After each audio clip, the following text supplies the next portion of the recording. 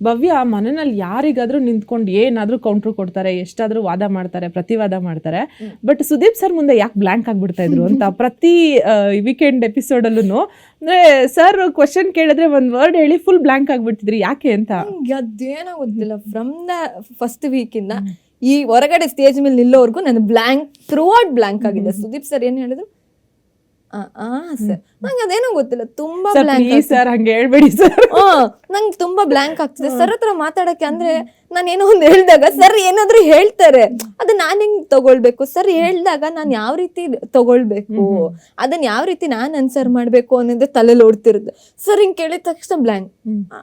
Sir ಅಷ್ಟೇ, ಅಲ್ಲೇ ಮರ್ತೋಗ್ಬಿಡ್ತೀನಿ. Sir ಮುಂದಕ್ಕೆ ಹೋಗ್ತಾರ ಅಂದ್ರೆ ಲೇಟ್ ಮಾಡ್ತಿದ್ಯಾ ಅಂದ್ರೆ ಸಿಕ್ಕಾಪಟ್ಟೆ ಕಲ್ತಿದ್ದೀನಿ ಯಾವ ರೀತಿ ಹೇಳ್ಬೇಕು, ಏನ್ ಮಾಡ್ಬೇಕು ಅಂತ. ಬಟ್ ನಂಗೂ ಒಂದೊಂದ್ಸಲ ಅನ್ಸಿದೆ ಯಾಕೆ ಇಷ್ಟೊಂದು ಬ್ಲಾಂಕ್ ಆಗ್ತೀನಿ ಸುದೀಪ್ ಸರ್ ಹತ್ರ ಕ್ವಶನ್ ಕೇಳಿದಾಗ. ಯಾಕೆ ಅವ್ರ ಮೇಲೆ ಭಯ ಅನ್ನೋದಕ್ಕಿಂತ ರೆಸ್ಪೆಕ್ಟ್, ಅವ್ರ ಮೇಲೆ ಇರೋಂಥ ರೆಸ್ಪೆಕ್ಟ್ ಅದು. ಆದ್ರೆ ಮಾತೇ ಬರ್ತಿರ್ಲಿಲ್ಲ ಸುದೀಪ್ ಸರ್ ಕೇಳುವಾಗ. ಅವ್ರನ್ನೇ ಹಿಂಗೆ ಬ್ಲಾಂಕ್ ಆಗಿ ಅವನಸಲ ಏನ್ ಸರ್ ಅಂತ ಕೇಳಿದ್ದೀನಿ. ಓಕೆ, ಇನ್ನ ಮನೆಯಲ್ಲಿ ಒಂದು ದೊಡ್ಡ ಕಾಂಟ್ರವರ್ಸಿ ಆಗಿದ್ದು ಅಂತಂದ್ರೆ ನೀವು ಹನುಮಂತ್ ಅವ್ರಿಗೆ ಹೊಡೆದ್ ಬಿಟ್ರಿ ಅನ್ನೋದೊಂದು ದೊಡ್ಡ ಇಶ್ಯೂ ಆಗ್ಬಿಡತ್ತೆ. ಅದೇನಾದ್ರೂ ನಿಮ್ಮ ಆಟದ ದಿಕ್ಕನ್ನ ಏನಾದ್ರು ಬದಲಾಯಿಸ್ತು ಅಂತ ಅನ್ಸ್ತಾ ನಿಮ್ಗೆ? ಅಂದ್ರೆ ಮನೆಯವರೆಲ್ಲ ಅದೊಂದು ವಿಚಾರಕ್ಕೆ ಜಾಸ್ತಿ ನಿಮ್ಮನ್ನ ಟಾರ್ಗೆಟ್ ಮಾಡಕ್ಕೆ ಶುರು ಮಾಡಿದ್ರು. ಅದೇನಂದ್ರೆ ಮನೆಯವ್ರಿಗೆ ಏನಂದ್ರೆ, ಅಂಡ್ ಇನ್ನೊಂದು ಕ್ವೆಶನ್ ಆಡ್ ಮಾಡ್ಬಿಡ್ತೀನಿ ಜೊತೆಗೆ, ನಿಮಗೆ ಏನಾದ್ರು ಅದು ನಾನು ಈ ತರ ಮಾಡ್ಬಿಟ್ಟೆ ಅಂತ ನೀವೇನಾದ್ರು ಲೋ ಫೀಲ್ ಆಗಕ್ ಶುರು ಆಗ್ಬಿಟ್ರ? ಇಲ್ಲ, ಮನೇಲಿ ಏನಂದ್ರೆ ಒಂದು ಟಾಪಿಕ್ಗೋಸ್ಕರ ಎಲ್ರು ಕಾಯ್ತಿರ್ತೀವಿ ನಾಮಿನೇಷನ್ಸ್ಗೆ, ಇದಕ್ಕೆ ಎಲ್ರು ಅಷ್ಟೇ ಅವ್ರವ್ರ ಗೇಮ್ ಆಡ್ಬೇಕು, ಅವ್ರದ್ದು ಒಂದು ವಿಚಾರನ ಕ್ಲೋಸ್ ಮಾಡಿ ಮುಂದಕ್ಕೆ ಹೋಗ್ಬೇಕಂದ್ರೆ ಒಂದು ಟಾಪಿಕ್ಗೋಸ್ಕರ ಎಲ್ರು ಅವ್ರವ್ರ ಆಟ ಆಡೋದಕ್ಕೆ ಕಾಯ್ತಿರ್ತೀವಿ.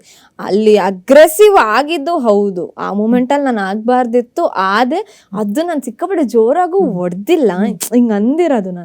ನನ್ಗೆ ಇಮಿಡಿಯೇಟ್ ಆಗಿ ಫ್ಲಾಶ್ ಆಯ್ತು. ಅದಾಗಿದ ತಕ್ಷಣ ಶೀಟ್ ಹನುಮಂತಗ್ ನಾನ್ ಯಾಕೆ ಹಿಂಗ್ ಮಾಡ್ದೆ ಅಂತ ಇಮಿಡಿಯೇಟ್ ಆಗಿ ಹೋಗಿ ಹನುಮಂತಣ್ಣ ಸಾರಿ ಹನುಮಂತಣ್ಣ ನಾನು ಕಾಲ್ಗೆ ಬಿದ್ಬಿಡ್ತೀರಿ ನೀವು ಅಲ್ಲಿ ಧನು ಮತ್ತೆ ಹನುಮಂತ ಅವ್ರು ಕೂತ್ಕೊಂಡಿದ್ದಾಗ. ಅದೊಂಥರ ಫ್ಲಾಶ್ ಆಯ್ತು ಸಡನ್ ಆಗಿ, ಶಿಟ್ ಯಾಕೆ ಇಷ್ಟ ಅಗ್ರೆಸಿವ್ ಅದೇ. ಮನೇಲಿ ಸಿಕ್ಕಾಪಟ್ಟೆ ಅಗ್ರೆಸಿವ್ ಆಗಿದೆ. ನಾನು ಭವ್ಯ ಒಬ್ಳೆ ಅಗ್ರೆಸಿವ್ ಆಗಿ ಆಡಿಲ್ಲ, ಭವ್ಯ ಒಬ್ಳೆ ಹೊಡೆದಿಲ್ಲ, ಎಲ್ರ ಕಡೆಯಿಂದನೂ ಆಗಿದೆ. ಅಲ್ಲಿ ಹೈಲೈಟ್ ಆಗಿದ್ದು ನಂದು ಒಬ್ಳದು ಸ್ವಲ್ಪ. That's okay. ಹೌದು, ನಾನು ಮಾಡಿದ್ದು ತಪ್ಪು. ಅಂದ್ರೆ ನಿಮ್ಗೆ ಯಾರು ಅನ್ಸುತ್ತೆ ತುಂಬಾ ತರ ಸ್ಟ್ರಾಂಗ್ ಆಗಿ ಅಂದ್ರೆ ಹಲ್ಲೆ ಮಾಡೋ ತರ ಅನ್ಸಿದ್ದು ಯಾರಿರ್ಬೋದು? ಬೇರೆಯವರು ಅಂದ್ರೆ ಬೇರೆ ಕಂಟೆಸ್ಟೆಂಟ್ಸ್?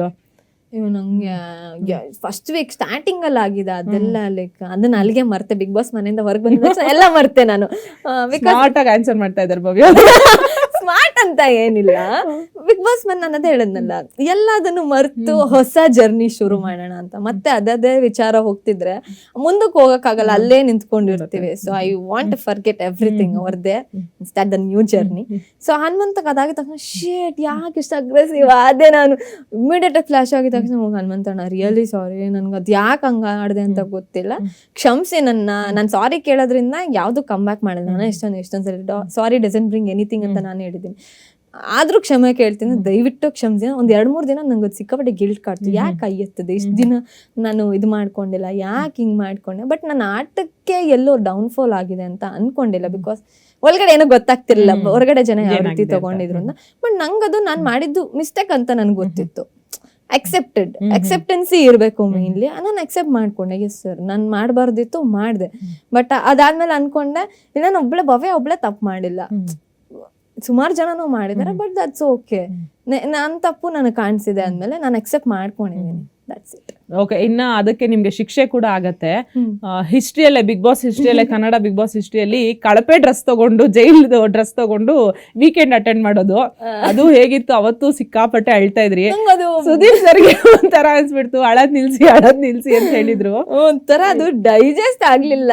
ಅಂದ್ರೆ ಅದ್ರ ಹಿಂದಿನ ದಿನ ನೈಟ್ ಬೇರೆ ನಾನು, ಅವತ್ತು ಲಾಸ್ಟ್ ಇತ್ತು ಕಳಪೆ, ಹಿಂದಿನ ದಿನ ನೈಟ್ ಇದೆ, ಅವತ್ತೇ ಕೊನೆ ಕಳಪೆ, ಯಾರಿಗೂ ಇರಲಿಲ್ಲ, ಕೊನೆ ಉತ್ತಮ ಅದೆಲ್ಲ ಆಗೋಗಿತ್ತು. ಅಂದ್ರೆ ನೀವು ಯೂಶಲಿ ವೀಕೆಂಡ್ ಅಲ್ಲೆಲ್ಲ ತುಂಬಾ ಚೆನ್ನಾಗಿ ರೆಡಿ ಆಗ್ತಾ ಇದ್ರಿ, ನೀವಾಗ್ಲಿ ಗೌತಮಿ ಆಗ್ಲಿ ಮೋಕ್ಷಿತಾ ಅವ್ರಾಗ್ಲಿ ಅಷ್ಟು ಇಂಪಾರ್ಟೆನ್ಸ್ ಕೊಡ್ತಿದ್ದವ್ರು ವೀಕೆಂಡ್ ಡ್ರೆಸ್ಸಿಗೆ. ಆಮೇಲೆ ನನಗೆ ನೆನಪಿದೆ, ನೀವು ಕ್ಯಾಪ್ಟನ್ ಆಗಿದ್ದಾಗ ಹೇಳ್ತೀರಿ ಅನ್ಸುತ್ತೆ, ಸ್ಯಾಟರ್ಡೆ ಬಾಯ್ಸ್ ಅಡ್ಗೆ ಮಾಡಿ, ಯಾಕಂದ್ರೆ ನಾವು ರೆಡಿ ಆಗೋದಿರುತ್ತೆ ಅಂತ. ಅಷ್ಟು ಇಂಪಾರ್ಟೆನ್ಸ್ ಕೊಡೋರು ಕಳಪೆ ಡ್ರೆಸ್ ಹಾಕೊಂಡು ವೀಕೆಂಡ್ ಅಲ್ಲಿ ಕೂತ್ಕೊಳ್ಳೋದು ಅಂದ್ರೆ ಒಂಥರ. ಡ್ರೆಸ್ ಬಗ್ಗೆ ಅದು ಕಳಪೆ ತಗೊಂಡ್ ನಂಗೆ ಚೆನ್ನಾಗಿ ಕಾಣಿಸ್ತಿತ್ತು, ಹಾಕೊಂಡಿದ್ದ ನಾನು ಅದ್ ನೋಡಿದಾಗ ಕ್ಯೂಟ್ ಆಗಿ ಕಾಣಿಸ್ತಾ ಇದ್ರಿ, ಚೆನ್ನಾಗಿ ಕಾಣಿಸ್ತಿತ್ತು. ಬೇಜಾರಾಗಿದ್ದೇನೆಂದ್ರೆ ಹಿಂದಿನ ದಿನ ನೈಟ್ ನಾನು ಬಿಗ್ ಬಾಸ್ ಮನೆ ಒಂದಿತ್ತು ನಂಗೆ ಬಕೆಟ್ ಲಿಸ್ಟ್ ಎಲ್ಲ ಟಿಕ್ ಆಗ್ಲಿಲ್ಲ, ಕಳಪೆಗೆ ಹೋಗ್ಬೇಕಿತ್ತು ಅಂತ ನೈಟ್ ಹಿಂದಿನ ದಿನ ಮ್ಯಾನಿಫೆಸ್ಟ್ ಮಾಡ್ಕೊಂಡಿದ್ದೀರಾ? ಮ್ಯಾನಿಫೆಸ್ಟ್ ಎಲ್ಲ ಯಾವ ಬಾಯಲ್ಲಿ ಹೇಳಿದ್ನೋ ಆ ಗೊತ್ತಿಲ್ಲ. ಡೋರ್ ಹತ್ರ ಏನಾದ್ರು ಕುತ್ಕೊಂಡ್ ಮಾತಾಡಿದ್ರ ನೀವು? ಮೇನ್ ಡೋರ್ ಹತ್ರ? ಇಲ್ಲ, ಜಿಮ್ ಏರಿಯಾದಲ್ಲಿ ನನ್ನ ಫೇವ್ರೆಟ್ ಸ್ಪಾಟ್ ಅದು ಜಿಮ್ ಏರಿಯಾ. ಅಲ್ಲಿ ಕುತ್ಕೊಂಡು ಹೇಳ್ತಿದ್ದೆ ಕಳಪೆಗೆ ಒಂದು ಹೋಗಿಲ್ಲ, ಇದೊಂದು ಮಿಸ್ ಆಯ್ತು, ನೋಡೋಣ ಯಾವಾಗಾದ್ರು ಅಂತಂದ್ರೆ. ನೆಕ್ಸ್ಟ್ ಡೇ ಬಂದಿದ ತಕ್ಷಣ ಕಳ್ಬೇಕು, ಅದೊಂಥರ ಶಾಕಿಂಗ್.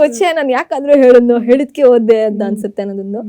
ಆಮೇಲೆ ಒಂಥರ ಫುಲ್ಲು ಆ ವಾರ ಪೂರ್ತಿ ಒಂಥರ ಎಮೋಷನಲ್ ವೀಕ್ ಆಗೋಗಿತ್ತು ನನಗೆ. ಒಂಥರ ಸಿಕ್ಕಾಪಡೆ ಹಿಂಸೆ ಆಗ್ತಿತ್ತು, ಸುಮ್ನೆ ಕೋಪ ಬರ್ತಿತ್ತು, ಸುಮ್ನೆ ಅಳು ಬರ್ತಿತ್ತು. ಒಂದ್ ಸ್ವಲ್ಪ ನಗ್ತಿದ್ದೆ, ಇನ್ನು ಸ್ವಲ್ಪ ಅಳ್ತಿದ್ದೆ.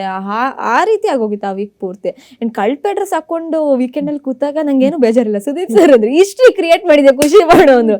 ಖುಷಿ ಅಂತೂ ಇತ್ತು, ಯಾರು ಈ ತರ ಕೂತ್ಕೊಂಡಿಲ್ಲ ಕಳ್ಪೆ ಡ್ರೆಸ್ ಹಾಕೊಂಡು. ಅಂಡ್ ಕಳ್ಪೆ ಡ್ರೆಸ್ ಹಾಕೊಂಡು ಸರ್ರು ರೆಬೆಲ್ಸ್ ಅಂಬರೀಶ್ ತರ ಕಾಣಿಸ್ತಿದ್ದೀರಾ ಅಂತ ನನಗೆ ಇದು ಮಾಡಿದ್ರು. ಬಟ್ ಖುಷಿ ಇತ್ತು ಕಳ್ಪೆ ಅಂತ ಸಿನಿಮಾದಲ್ಲಿ.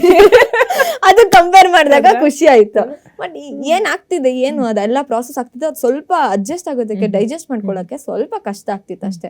ಯಾಕೆ ಹಿಂಗಾಗ್ತಿದೆ, ಯಾಕೆ ನನ್ಗೊಬ್ಳಿಗೆ ಹಿಂಗ್ ಆಗ್ತಿರೋದಾ ಅಥವಾ ಎಲ್ರಿಗೂ ಹಿಂಗಾಗಿದ್ಯಾ ಅನ್ನೋದು ಒಂದಷ್ಟು ಪ್ರಾಸೆಸ್ ಆಗ್ತಿತ್ತು ಅಷ್ಟೇ.